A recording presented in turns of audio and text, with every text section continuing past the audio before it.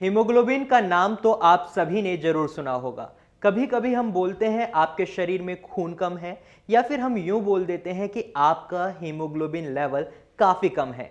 तो इसको इस तरीके से समझते हैं कि खून का सबसे बड़ा हिस्सा होता है रेड ब्लड सेल्स। और रेड ब्लड सेल्स का काम क्या है? ऑक्सीजन को कैरी करके आपकी पूरी बॉडी में पहुंचाना और फिर कार्बन डाइऑक्साइड्स को लंग्स तक ले आना। लेकिन यह जो प्रोसेस है, इस प्रोसेस में जो प्रोटीन रेड ब्लड सेल्स की मदद करता है वो ही होता है हीमोग्लोबिन। नमस्कार, भारत होम्योपैथी के यूट्यूब चैनल पर आपका स्वागत है। आज मैं आपको बताने वाला हूं ऐसे 4 तरीके जिससे आप अपने हीमोग्लोबिन लेवल को बढ़ा सकते हैं। लेकिन इससे पहले जान लेते हैं हीमोग्लोबिन बनता कैसे है। हीमोग्लोबिन आयरन और बहुत सारे प्रोटीन से बनता है। अगर हीमोग्लोबिन हमारे शरीर में कम हो जाता है तो फिर ये नेचुरल है कि हमारे शरीर में ऑक्सीजन ले जाना या खाने ले जाने की जो ये प्रोसेस है, इन सभी चीज़ों में कमी आ जाती है। आपके शरीर में विटामिन बी, फॉलिक एसिड और आयरन की कमी जब होती है तो आपके शरीर में हीमोग्लोबिन लेवल कम होना शुरू हो जाता है। और जब आपका हीमोग्लोबिन लेवल कम हो जाता है तो इससे आपके रेड ब्लड सेल्स भी कम बनते हैं। इतना तो आपको पता ही है कि आपकी किडनी रेड ब्लड सेल्स को बनाने के लिए एक एरिथ्रोपोइटिन नाम का हार्मोन रिलीज करती है। ये हार्मोन क्या करता है? ये हार्मोन आपकी बॉडी को oxygen carrying red blood cells बनाने का ऑर्डर करता है। यहीं जब आपकी बॉडी में रेड ब्लड सेल्स नहीं बनते तो इसका मतलब है आपकी किडनी में परेशानी या प्रॉब्लम शुरू हो चुकी है, और वहीं आपके शरीर में हीमोग्लोबिन भी कम बन रहा है, जिस वजह से आपका हीमोग्लोबिन लेवल काफी कम हो रहा है। अब सवाल ये उठता है कि ये हीमोग्लोबिन हमारी बॉडी में बनता कहाँ है? तो ये हमारे बोन मैरो में बनता है। ये जो हमारी हड्डियां हैं उनमें एक मैरो होता है, ये वहीं बनता है। अब आपके दिमाग में एक सवाल आया होगा कि हीमोग्लोबिन का नॉर्मल लेवल क्या है जिससे हम पता लगा पाएं कि हमारा हीमोग्लोबिन नॉर्मल है, हम ठीक हैं, या हमारा हीमोग्लोबिन लेवल कम है। तो यूजुअली हम 12 से 15 के बीच में नॉर्मल लेवल मानते हैं। वैसे मेल्स में इसकी नॉर्मल रेंज 13.5 से 17.5 मिलीग्राम है, और वहीं फीमेल्स में 12 से 15.5 मिलीग्राम है। इससे यह कहा जा सकता है कि अगर फीमेल्स का हीमोग्लोबिन लेवल 12 से कम है और मेल्स का 13.5 से कम है तो उनके शरीर में हीमोग्लोबिन लेवल की कमी है।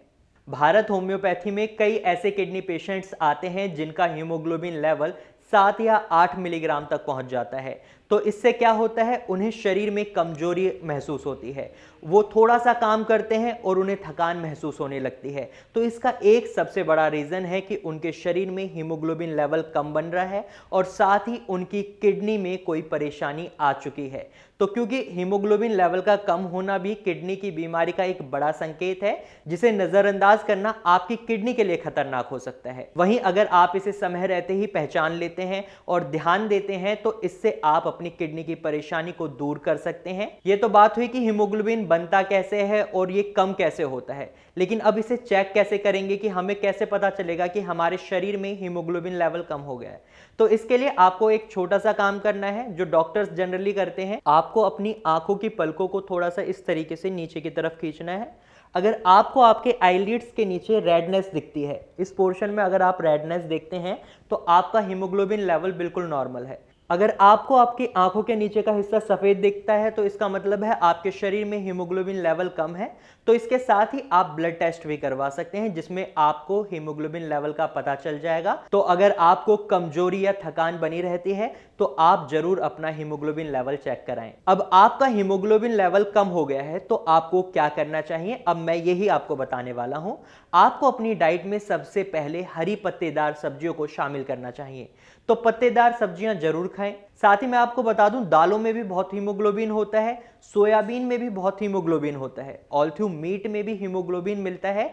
लेकिन हम आपको मीट अवॉइड करने की सलाह देंगे क्योंकि उससे आपके शरीर में कोलेस्ट्रॉल लेवल बढ़ जाएगा और साथ ही आपको 2-3 परेशानियां और भी हो सकती हैं। इसलिए आप हीमोग्लोबिन लेवल बढ़ाने के लिए सिर्फ और सिर्फ वेजिटेरियन डाइट को ही फॉलो करें। इसका दूसरा तरीका है, आपको अपनी डाइट में फॉलिक एसिड से रिच फूड को इंक्लूड करना होगा, क्योंकि आपको पता है आपके शरीर में फॉलिक एसिड की कमी की वजह से आपका हीमोग्लोबिन लेवल कम हो रहा है। तो ऐसे में आपके लिए जरूरी हो जाता है कि आप अपने शरीर को वो रिक्वायरमेंट है जो उसकी हीमोग्लोबिन हीमोग्लोबिन बनाने की यानी कि फॉलिक एसिड की वो पूरी करें। तो इसके लिए आपको खाने में ऐसे आहारों को शामिल करना होगा जो फॉलिक एसिड से भरपूर हो।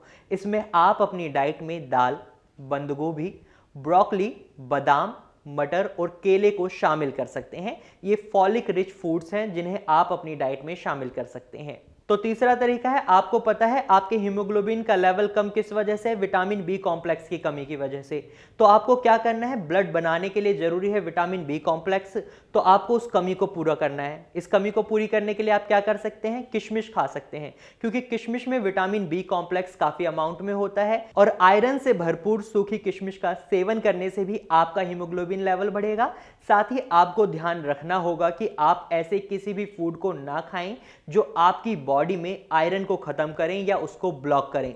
साथ ही आयरन और कैल्शियम को एक साथ ना खाएं, ये भी आपके लिए हानिकारक हो सकता है। इसके अलावा आपको क्या करना है, ज्यादा कॉफी, चाय, कोला, सोडा, वाइन, बियर वगैरह का भी लिमिट में ही इंटेक करना है, क्योंकि इससे आपको आगे प्रॉब्लम हो सकती है। तो ये थे वो 4 तरीके जिससे आप अपने हीमोग्लोबिन लेवल को बढ़ा सकते हैं। लेकिन अगर इनके बाद भी आपके हीमोग्लोबिन लेवल में चेंजेस नहीं आते तो अब आपको क्या करना है? तो आप भारत होम्योपैथी को चूज कर सकते हैं ताकि आप अपनी किडनी की परेशानी से दूर रहें। अगर आपको किडनी प्रॉब्लम है तो कोई भी तरीका अपनाने से पहले अपने डॉक्टर से जरूर कंसल्ट कर लें, क्योंकि आपकी करंट सिचुएशन का ज्यादा अच्छे से पता आपके डॉक्टर को ही होगा। इसके अलावा आप हमारे फ्री कंसल्टेशन नंबर पर भी कॉल कर अपनी क्वेरीज हमसे पूछ सकते हैं। साथ ही आप कमेंट सेक्शन में कमेंट कर अपने सवाल हमसे पूछ सकते हैं। तो आपको अगर हमारी वीडियो अच्छी लगी है तो आप इस वीडियो को लाइक करें। साथ ही ये जानकारी अगर आपको सही लगी है तो आप इसे अपने दोस्तों और रिश्तेदारों के साथ शेयर जरूर करें और हमारे चैनल को सब्सक्राइब करना ना भूलें। Thank you for watching.